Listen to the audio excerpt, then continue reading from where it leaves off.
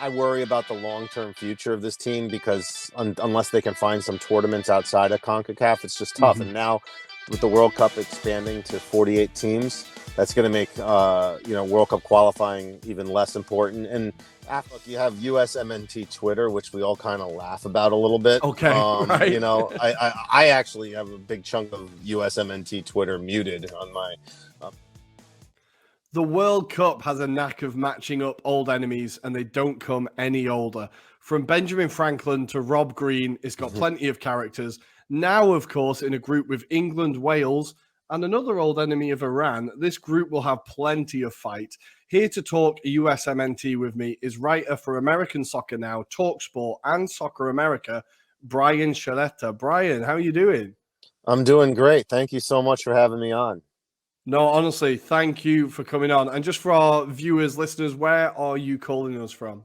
The beautiful town of Morristown, New Jersey, in the northern part of the state here in the USA.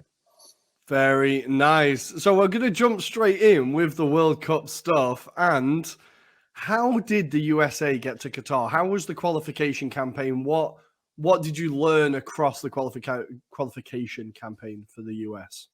Well, it was up and down. For the first time, it wasn't a group of 6; it was a group of 8, which was pretty good for the U.S. You had some, you got to take advantage of some bottom feeders there towards the group.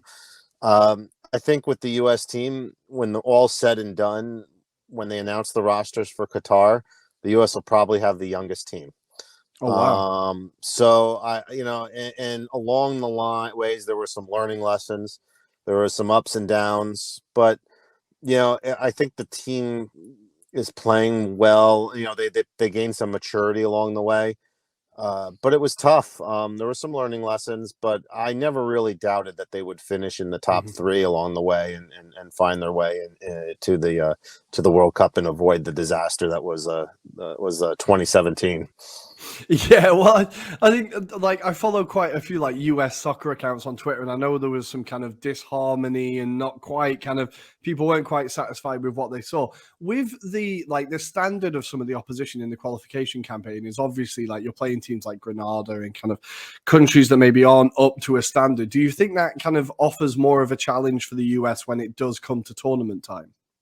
Yeah, I mean, look, it's tough. You have there's too much CONCACAF for the U.S. team. That's not really, I worry about the long-term future of this team because unless they can find some tournaments outside of CONCACAF, it's just tough. And now with the World Cup expanding to 48 teams, that's going to make, World Cup qualifying even less important. And after a while, it's just, you can't really get motivated by how many times you have to face some of these lower teams. Now, the good news is that teams like Canada are greatly improving. Mexico is always generally around the same standard. They never vary from it too much. That's why they're always a round of 16 team. But they never get to the round of 8, and they never lose in the group stages. So they're always the same team. And then there's always one team out there that's doing well, whether like a Costa Rica or some years it's Honduras or something, but generally that's not enough, I think, really to for the standard. So that's a long-term question, but I think those Mexico games get to be really intense. Traveling away to CONCACAF, despite the lack of an opposition, it's tough to play in San Jose, Costa Rica. It's tough to play in Jamaica. These are not easy places with field conditions and weather and hostile crowds. It is what it is. I think, it's something that has to be addressed long term. But, I think with the young players, I think are going to grasp it, and they're in good club situation. High, good standards. What the standard is needed to play at a high level. Nice. And they've introduced a CONCACAF Nations League, right? So we've seen in Europe that it's really helped improve the kind of smaller nations in Europe. Do you think that will help kind of raise the level in CONCACAF? To a point. I do think that there's only, when you're dealing with countries that are, you talk about in Europe, when Iceland does well and everyone's amazed, that's the typical level of a CONCACAF team. Then they just don't have that level of infrastructure. And and there's really only, and on top of it too, you don't want to say it, but the corruption in this area of the world is through the roof. And unfortunately, unlike Europe, America, in South America, where all the teams can qualify for the World Cup, like their interests are aligned, and in CONCACAF, they all can't qualify for the World Cup. So like then they're just looking just to just get something from from the bigger federation. So it's tough with that. So I don't know. I think with the federation, a Nations League, there's really it's really can only get to be so good or so bad. You're really kind of limited to external things. They don't have the potential of like say Europe, and I think the future for the U.S. and Canada and Mexico is to become more aligned with South America. Than seeing what CONCACAF can offer. But the problem with that is that traveling to Brazil and traveling to Argentina is further away than traveling to Europe. So I mean, I just you just don't know. Yeah. No, that's a very fair point. Like Australia obviously moved to Asia, so it's definitely a kind of an avenue that can be explored. But to go back to the World Cup, so the next question is, who is the man in charge? Now, I heard a lot of people complaining about Gregg Berthalter, who's been in the job for a while now. How do Americans feel about him? Do they have confidence in him to do a good job for this tournament? Yeah, I mean, look, you have USMNT Twitter, which we all kind of laugh about a little bit. Okay, right. I actually have a big chunk of USMNT Twitter muted on my account because I think it's just kind of autopilot and echo chambers and stuff. Okay. I think he's not above criticism. There's certainly some things that I think I would do differently, and in certain ways he hasn't expanded the player pool in certain positions. Some ways he has. But I think it's also a difficult hand he's been dealt with, this young team that he has, and trying to introduce them and trying to build a team culture, because he was essentially starting from scratch. Right. Not only were like the U.S. team didn't fail to qualify for the last World Cup, but not even a lot of guys were involved with the team at all last cycle. So you're dealing with essentially almost, you're going to look at 26 players. I would say almost all but maybe a very few of them were ever involved or capped with the national team before last cycle. So he's been trying to, to have no continuity. There's no real guys who are in their later 20s or early 30s. There's only a very few. I don't think there's going to be a single guy over 30. Maybe besides one, maybe the backup goalkeepers, because now I don't think they're going with Tim Ream at Fulham. So, yeah, I think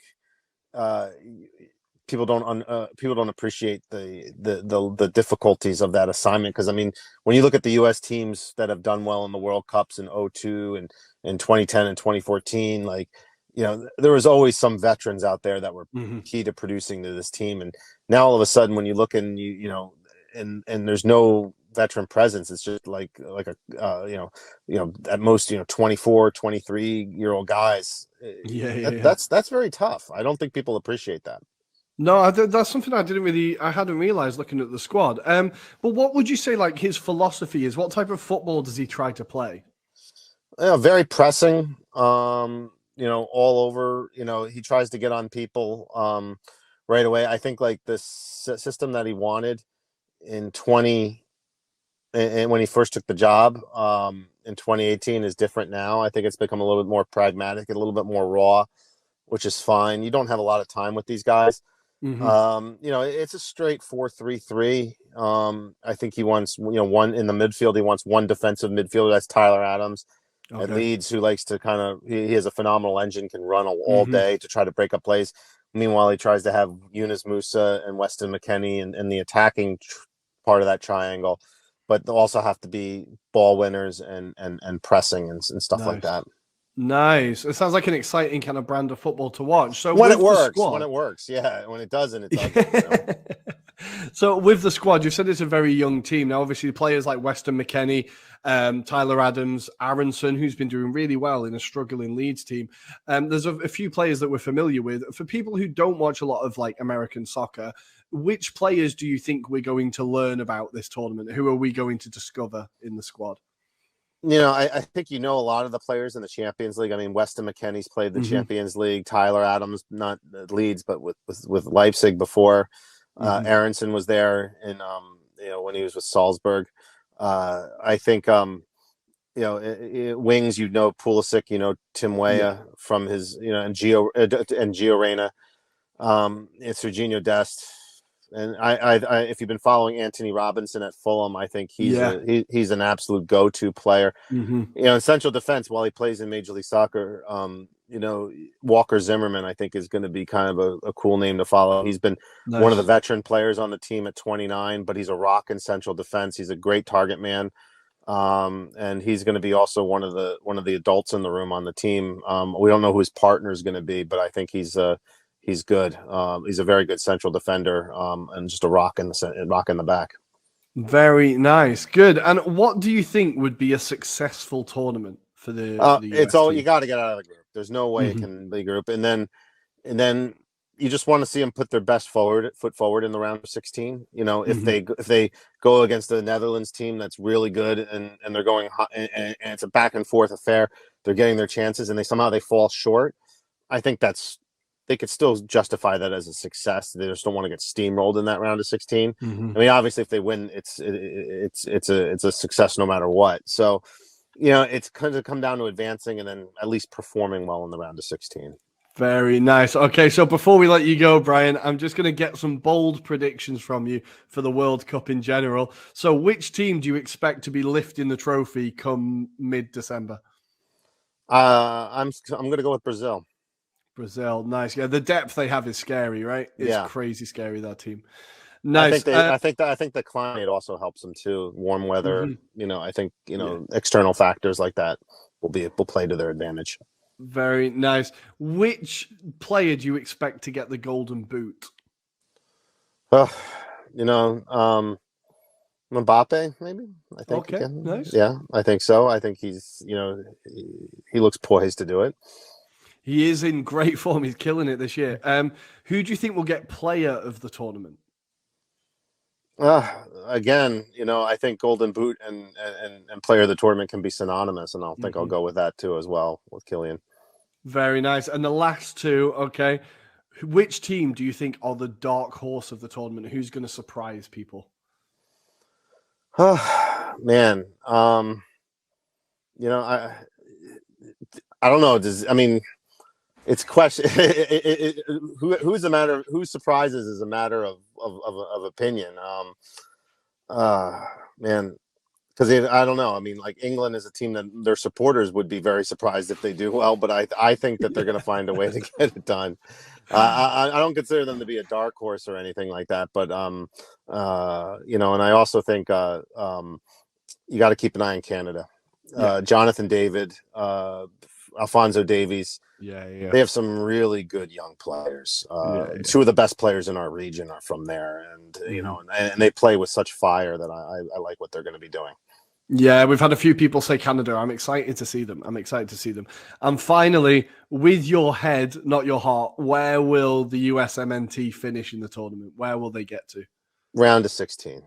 Round of 16. Nice. Well, I'm looking forward to England and the US facing off again. It'll be a really tight group. I think the group's going to be actually difficult to get through. But Brian, thank you for joining us. Thank you so much. For our viewers and listeners, where can they find you online? Where can they find your work? American Soccer Now, Soccer America, and then if you're in the United States, tune in on Tuesday mornings to Sirius XM FC 157. Beautiful. Thank you. So viewers, listeners, don't forget to hit like and subscribe so you can find the rest of our World Cup preview videos. We're aiming for all 32 nations. Only you will know if we've been able to do it. So cross your fingers for us. And once again, thank you for joining us, Brian. No, my pleasure. Thank you.